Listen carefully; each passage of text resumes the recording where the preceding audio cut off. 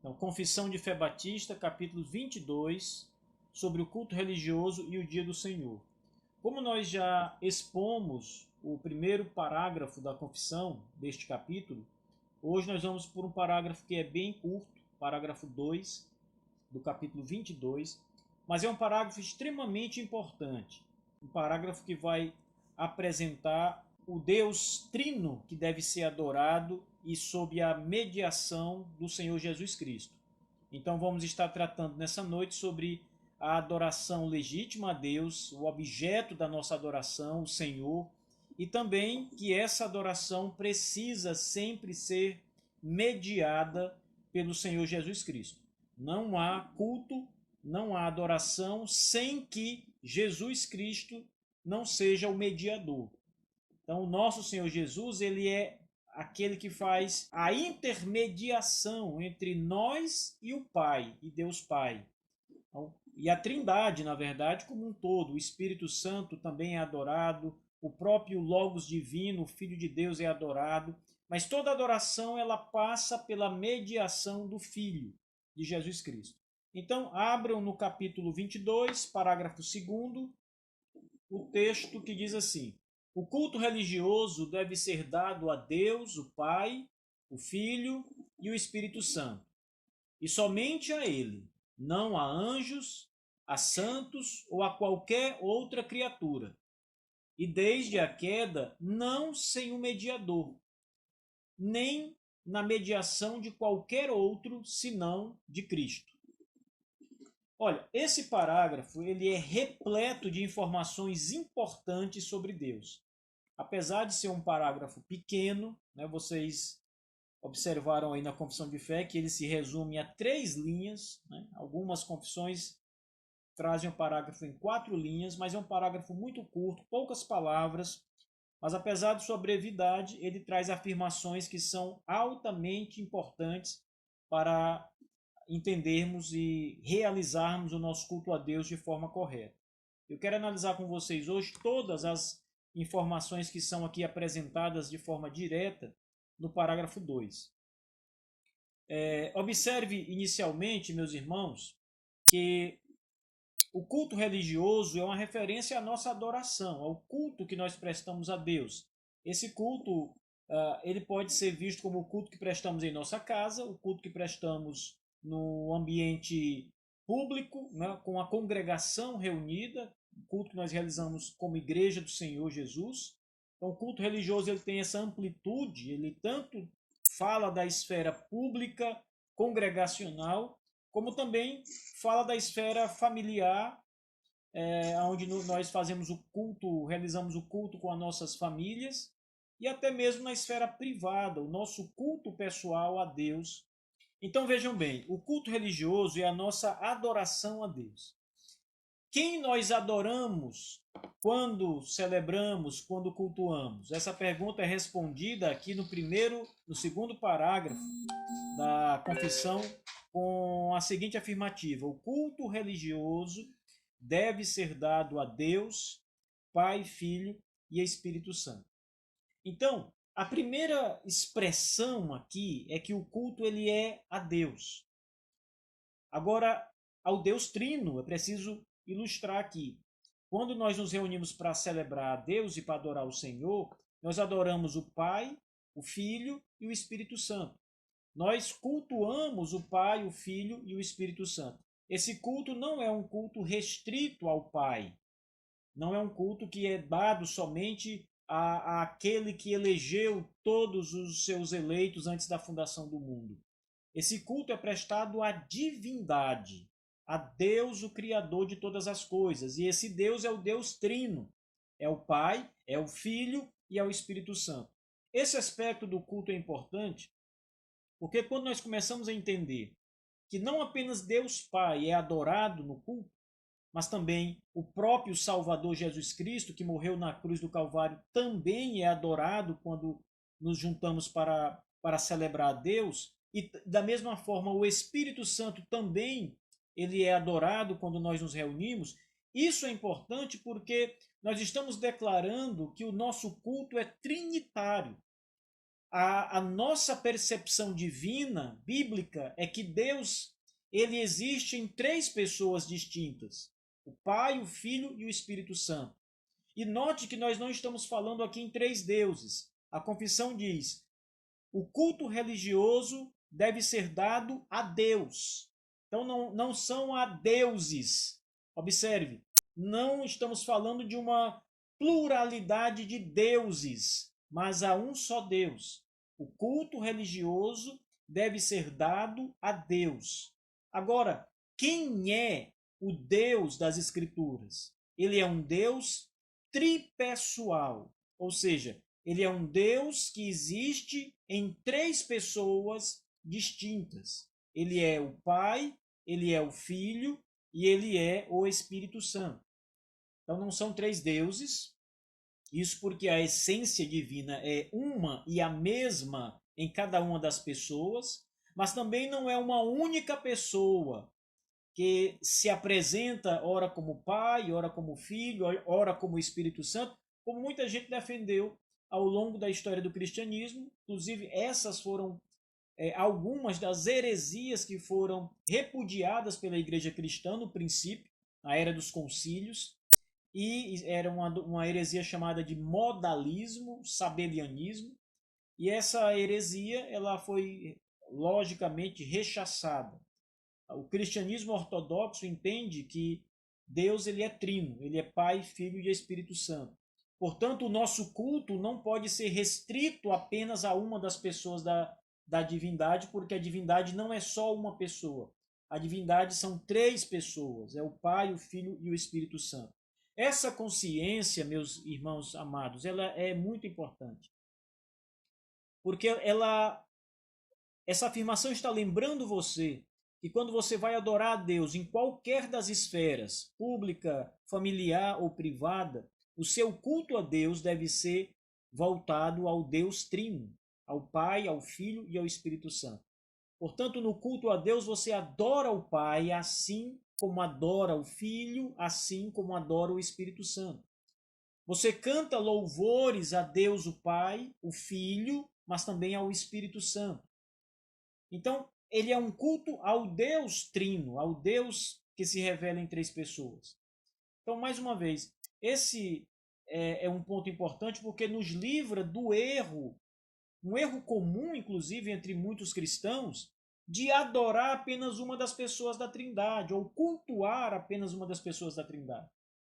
Há muitas pessoas que, quando se reúnem para celebrar a Deus, têm em mente a ideia de que Deus é aquele Senhor velho, barbudo, que mais apresenta-se como uma figura de um pai, né? Um paizão, ou até mesmo um avôzão, porque às vezes a figura de um homem tão velho que está mais para um avô do que para um pai.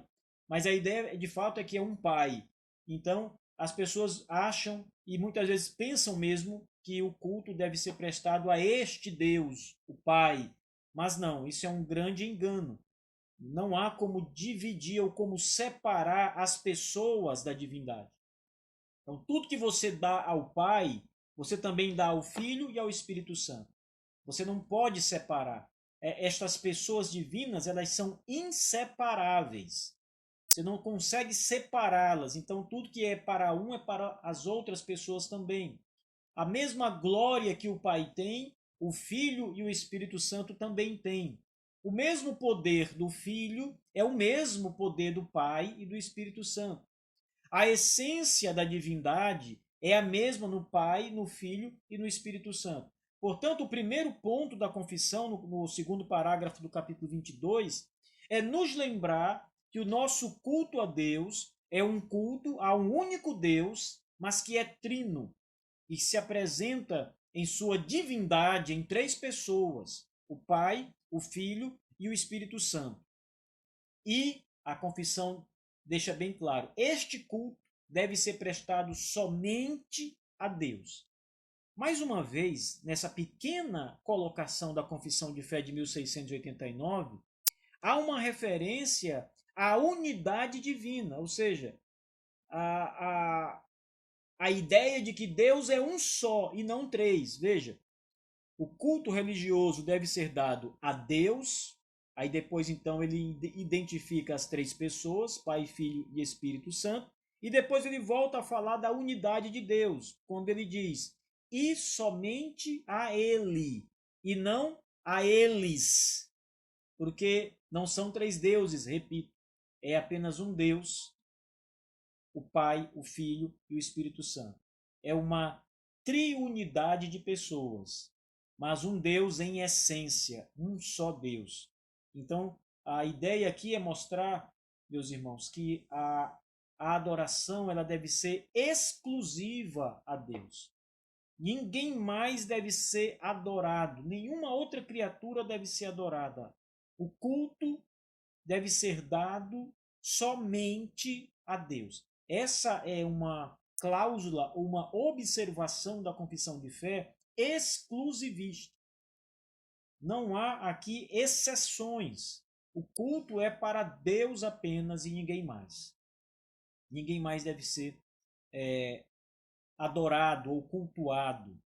Engraçado que nos dias do apóstolo Paulo, se a gente for começar a pensar nessa história de culto, Paulo ele vai falar do culto aos anjos que algumas pessoas erroneamente davam, cultuavam anjos naqueles dias. E o apóstolo Paulo ele vai falar contra essa prática idólatra, porque cultuar anjo é idolatria, cultuar seres humanos é idolatria, cultuar qualquer outra criatura é idolatria.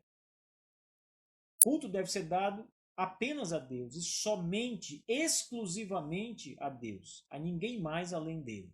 Então nós temos alguns aspectos aqui já importantes. Primeiro, existe um só Deus e este Deus deve ser adorado. Este Deus deve receber a nossa adoração, a adoração do povo de Deus, a adoração da igreja. Esse é o primeiro ponto. O segundo ponto é, esse Deus é trino de pessoas. Ele existe ou subsiste, para ser mais preciso, porque é a forma de existência de Deus, ele subsiste como Pai, como Filho e como Espírito Santo. Então esse Deus único, ele é trino de pessoas. Ele é um só em essência, a primeira afirmação, mas ele é trino de pessoas na sua subsistência. Ele existe como Pai, Filho e Espírito Santo. E o terceiro ponto é, somente este Deus trino deve ser adorado. Ninguém mais além dele. Somente Jesus, somente o Espírito Santo, somente o Pai, ou seja, somente Deus deve ser adorado e ninguém mais além de Deus. Ninguém mais além de Deus. Abram suas Bíblias, irmãos. Eu peço que vocês rapidamente abram as suas escrituras sagradas. Deixa eu pegar aqui a minha Bíblia. Primeiro vamos ler o texto que está em Mateus capítulo 4, dos versos 9 ao 10, conforme apresentado na confissão de fé, como o texto prova. Mateus capítulo 4, vamos ler os versículos 9 e o versículo 10. O texto diz assim: Tudo isso te darei se prostrado me adorares. Então Jesus lhe ordenou: Retira-te, Satanás, porque está escrito: Ao Senhor teu Deus adorarás, e só a ele darás culto. A afirmação de Cristo para Satanás é que somente Deus, Deus Trino, pode e deve ser adorado, só ele deve receber o nosso culto. Ninguém mais além de Deus. É exatamente o que a confissão de fé está aqui nos ensinando. O culto é devido somente a Deus, ao Deus Trino, e a ninguém mais além dele.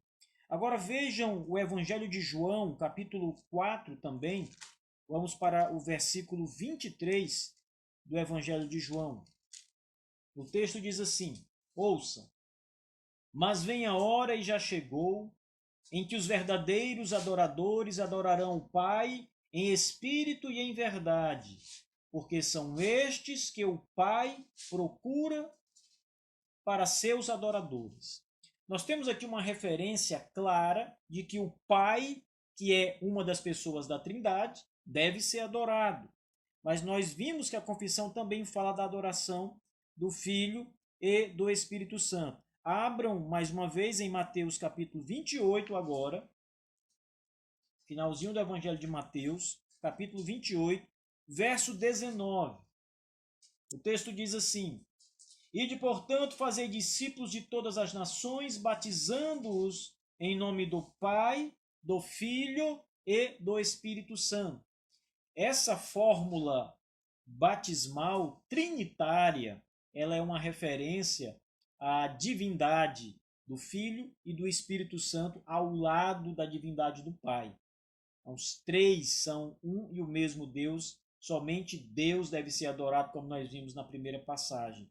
Então nós temos aqui uma série de textos e de colocações nas Escrituras que apontam para a divindade do Pai, do Filho e do Espírito Santo e para a adoração a Deus, o Pai, o Filho e o Espírito Santo. Existem alguns textos que são inclusive, até mais claros quanto à adoração de Jesus, né? Por exemplo, o texto que mostra que Cristo foi adorado, né? As testemunhas de Jeová, inclusive, trocam o termo adoração por prestar homenagem, porque se manterem ali o termo grego para adoração, que é o termo que está lá, isso complica muito o que eles ensinam, porque eles dizem que Jesus não é Deus e, portanto, não pode ser adorado, mas as Escrituras claramente, em muitas passagens, tanto mostram a divindade de Jesus, como também mostram que ele deve ser adorado e que foi adorado também. Então, essa primeira bateria apresenta isso. Mas o parágrafo 2º continua com outras afirmações importantes. Primeiro, lembrem, quem deve ser adorado? O Deus Trino, e somente ele. Agora a confissão vai mostrar quem não deve ser adorado. A adoração ou o culto não deve ser prestado a anjos, a santos ou a qualquer outra criatura. Veja, há uma proibição explícita aqui na confissão de fé, a confissão dos batistas, a um culto ou uma adoração voltado a qualquer outro que não seja Deus, qualquer outra criatura. E aqui, claro, há também uma espécie de resposta ao catolicismo romano. Nós precisamos lembrar que a confissão de fé ela foi escrita dentro de um contexto histórico em que havia uma grande disputa entre evangélicos reformados e católicos romanos. Os batistas muito claramente afirmam em um texto que nós vamos chegar daqui a alguns dias, que o Papa da Igreja Católica Romana é o anticristo, aquele anticristo mencionado na Escritura. Então os batistas são muito enfáticos quanto a rejeitarem o catolicismo romano, suas práticas, a cosmovisão católico-romana, a maioria de suas doutrinas, de suas apresentações teológicas e, claro, de suas práticas litúrgicas, culticas. Os batistas reprovaram isso, não concordaram com o culto católico romano, com a missa católico-romana, com a ideia de veneração católico-romana a Maria, aos santos, etc. Essa é uma referência, dentro do contexto histórico, ao que os católicos romanos faziam. Claro que não somente a eles, haviam seitas heréticas nessa época em que, a semelhança do catolicismo romano, também cultuavam, inclusive anjos, né? Anjos também eram cultuados, tanto nos dias bíblicos, como eu citei, mas também algumas seitas, naqueles dias, elas prestavam culto a anjos. Até hoje tem seitas que fazem cultos a anjos. Inclusive tem movimentos supostamente evangélicos que prestam cultos a anjos. É uma honraria aos anjos tão grande que isso passa de honra e passa a ser adoração de fato. Mas veja que a confissão é clara. O culto deve ser dado a Deus e somente a Ele, não a anjos, não a santos ou a qualquer outra criatura. O catolicismo romano ele tem por prática fazer uma espécie de culto aos personagens, tanto personagens bíblicos que eles canonizam, né? Na Igreja Católica tem a prática de canonizar, tornar santo, como se a igreja fosse quem fizesse isso e não Deus. Quem torna santo é Deus, e para Deus todos os seus escolhidos são santos, porque são santificados, são separados do mundo. Mas a perspectiva católica romana é que esses santos estão acima dos demais crentes. Então, Pedro, ele está acima, num grau de santidade maior do que os crentes em sua, no seu número normal, né?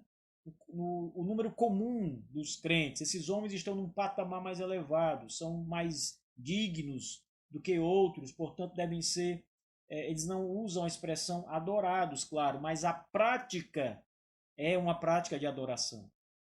Então as pessoas chegam, tocam nas imagens de escultura que representam Maria, que representam Pedro, André, ou qualquer dos outros apóstolos, ou até mesmo personagens da história da igreja, como Santo Antônio, São Francisco, né, etc. E as pessoas fazem procissões a essas imagens de escultura, tocam nos pés, nas mãos dessas imagens e beijam. Isso é adoração, pessoal. Isso é idolatria crassa. Isso, na verdade, são práticas pagãs. Os pagãos é que faziam estas coisas. O culto pagão, ele é idêntico à prática católico-romana, especialmente ao que se chama de catolicismo comum, né? O catolicismo popular, que não é nem reconhecido oficialmente pela Igreja Católica Romana. Ela não fala contra esse movimento, ela tolera esse movimento, mas ela não diz que isso deve ser feito. Não é uma doutrina da Igreja Romana. Mas o que nós vemos é a prática de adoração às imagens e às pessoas que são representadas por essas imagens, sejam anjos, sejam santos como Maria e os apóstolos ou personagens da igreja. Muitas igrejas recebem o nome destes personagens: Igreja de Santo Antônio, Igreja de São Francisco, Igreja de Nossa Senhora Aparecida, etc.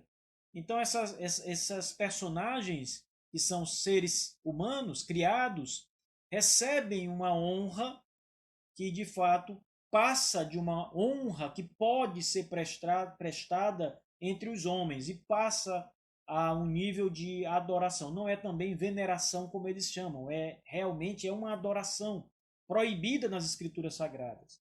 E aqui a confissão está dizendo, não devem ser adorados. Isso aqui é o que a Bíblia diz. Nós sabemos disso. As escrituras condenam qualquer tipo de culto que não seja dado a Deus. Então, quando você faz um culto ou participa de um culto que é a Maria, a Pedro, a João, quando você faz súplicas a Maria, a Pedro, a André, João, Felipe, seja quem for, a São Francisco, Santo Antônio, São Pedro, seja quem for, você está praticando idolatria.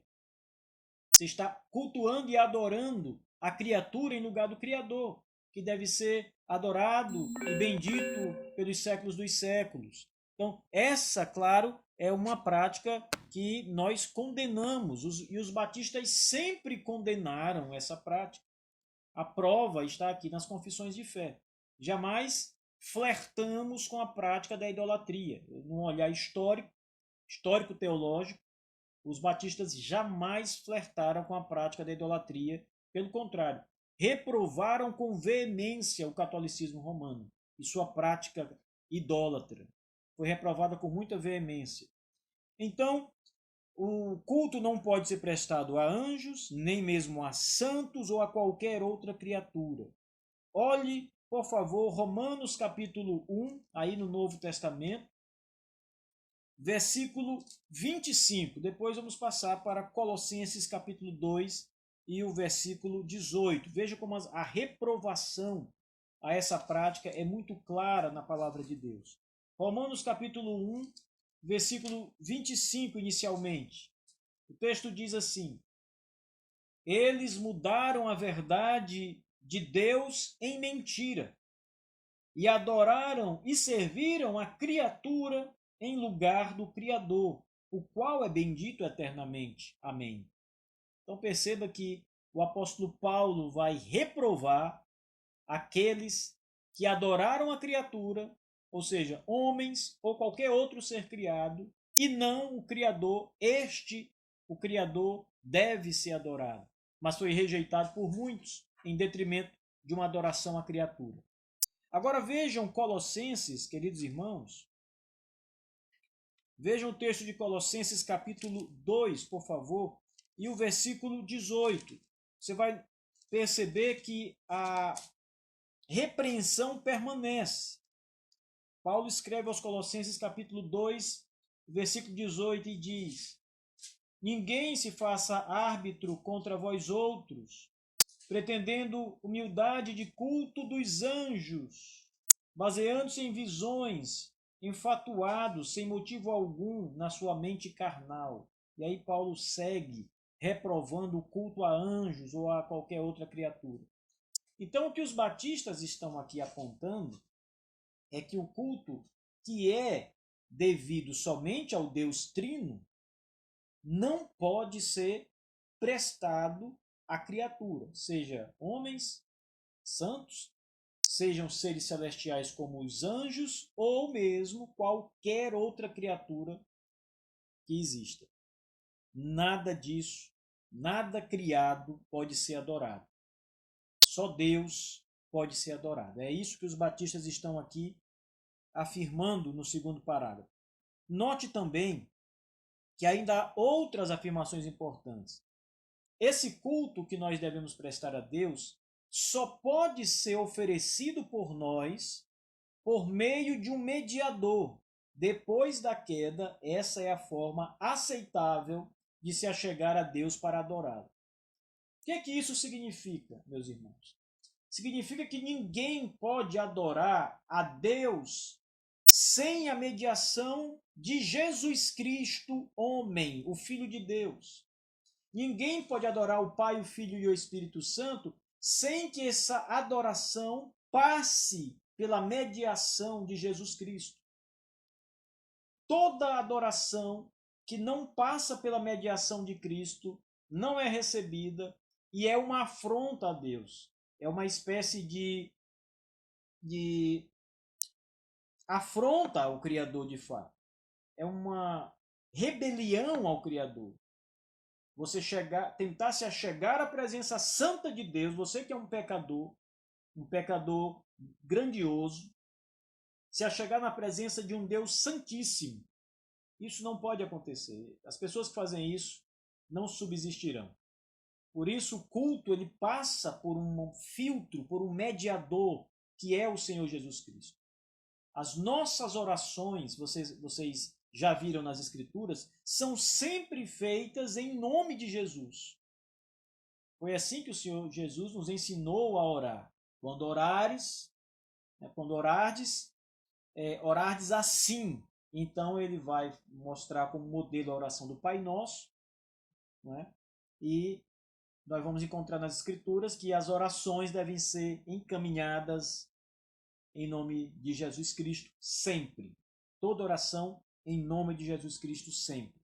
Isso porque a queda, irmãos, afetou o relacionamento entre Deus e os homens. Antes da queda, Adão e Eva, por exemplo, poderiam se achegar à presença de Deus em culto sem um mediador. Sem um mediador. Porque não havia pecado em Adão e Eva. Então eles poderiam se achegar à presença de Deus sem a presença de um mediador. Mas depois da queda, e é isso que a Confissão de Fé Batista de 1689 está afirmando, desde a queda, este culto deve ser realizado não sem um mediador. E esse mediador, claro, não pode ser outro, como diz a confissão, senão o Senhor Jesus Cristo. Ora, por que o mediador é Jesus Cristo? Porque ele é o cabeça, o representante da igreja. Porque ele é sem pecado. Porque ele é uma das pessoas da Trindade. Desde a queda, esse culto só pode ser recebido pela presença de um mediador, e esse mediador é o Senhor Jesus Cristo. Vamos ver isso claramente na palavra de Deus, irmãos. João capítulo 14, mais uma vez vamos abrir a Sagrada Palavra. João 14, vamos ler o verso 6 apenas. Veja o que diz o texto. Respondeu-lhe Jesus: Eu sou o caminho, a verdade e a vida. Ninguém vem ao Pai senão por mim.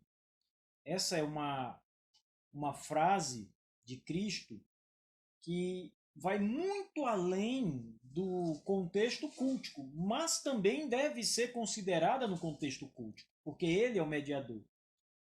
Na verdade, para ser salvo, é necessário e é impossível, na verdade, que isso aconteça sem Cristo. É preciso ir ao Pai por meio de Cristo. Mas o culto também, conforme Paulo vai nos apresentar em 1 Timóteo 2, verso 5, o culto também só pode ser prestado por meio de Cristo. Veja, abram em 1 Timóteo 2, versículo 5. Note que aqui a clareza da afirmação retira qualquer resquício de dúvida. 1 Timóteo, capítulo 2, versículo 5. Porquanto há um só Deus e um só mediador entre Deus e os homens, Cristo Jesus, homem. O Deus homem, o Senhor Jesus Cristo, é o mediador. O nosso culto deve ser mediado pelo Senhor Jesus. Tudo que oferecermos a Deus, o Pai, o Filho e o Espírito Santo, precisa ser oferecido por meio do Filho de Jesus Cristo.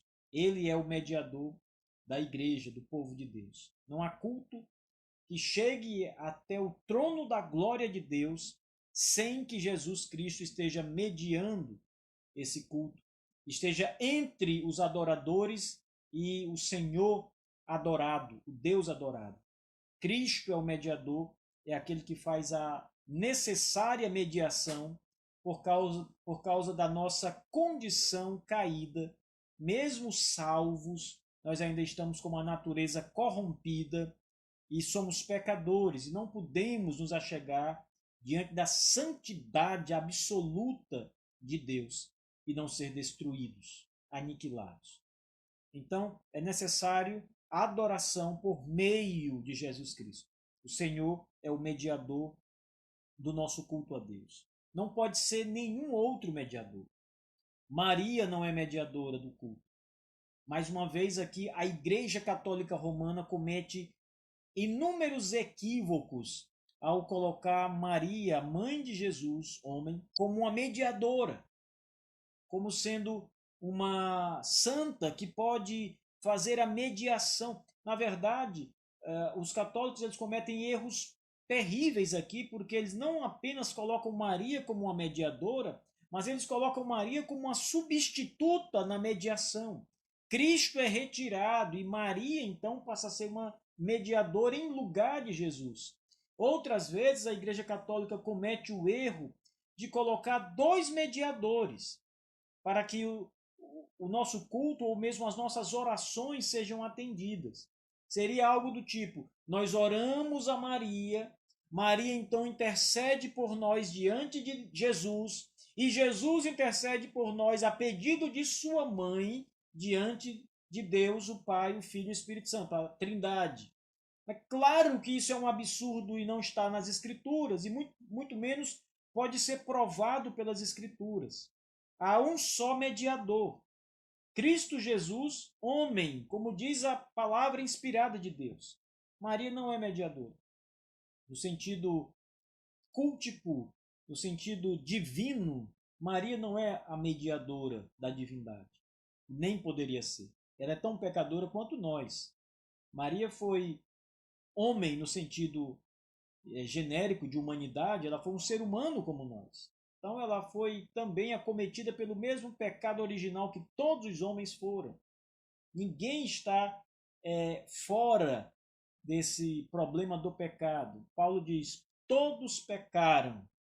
Claro que a única exceção é o Senhor Jesus Cristo, porque sobre ele não foi imputado o pecado original. Ele não tem pecado, ele não tem uma natureza caída, como todos os homens têm, inclusive Maria, todos os homens têm.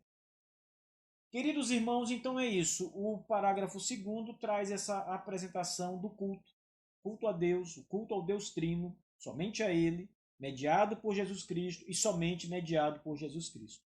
Não deve ser cultuado nenhuma outra criatura, mas somente o Deus único, trino e verdadeiro por meio de Jesus Cristo.